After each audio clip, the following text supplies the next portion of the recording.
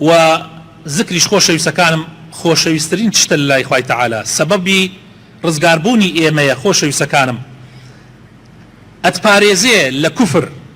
لە شەیتان لە ئاگری جەهەنەم ذکر ئەتپارێزێ خۆشەویستەکانم مەلائیکەکانی خوا و مەلائیکەکانی خوا سەڵاواتت لەسەردەن ئەگەر تۆ سەڵاوات لەسەر پێغەمبەری خوا بدەی صلی الله عليه وسلم کە ذکرە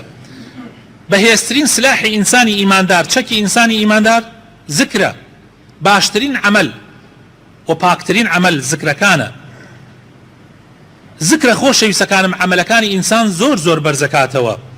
بە لا إله إلا الله لە ڕۆژی قیامەتە لەوانەیە ڕزگارت ببێ ئەگەر لا إله إلا الله کە لە ناو دڵۆ دەرچوو بێ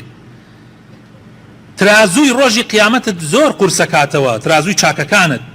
ئەبێتە مایەی لێبوردنی گوناحەکانت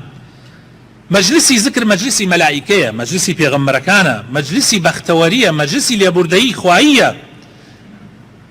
بۆیە خۆشەویستەکانم هەر لەبەر ئەوە خوای تەعالا بەستوێتێ نوێژەوە ئەفەرمێ فإذا قضيتم الصلاة ئەگەر نوێژی جمعە لێبوونەوە فاذكروا الله بڕۆن ذکری خوا بکەن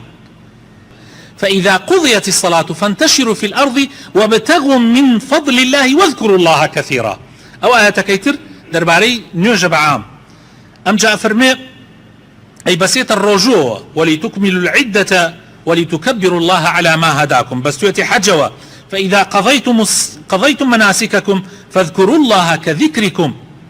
آباءكم أو أشد ذكرا بس تويتي جهاد ولا حالة جهادشة أفرمي يا أيها الذين آمنوا إذا لقيتم فئة فاثبتوا واذكروا الله كثيرا بويا الذكر خۆشەویستەکانم ئەبێ ویردی سەرزمانی هەموو مسلمانێ بێ لە هەموو کاتێکە فریات ئەکەوێ خۆشەویستەکانم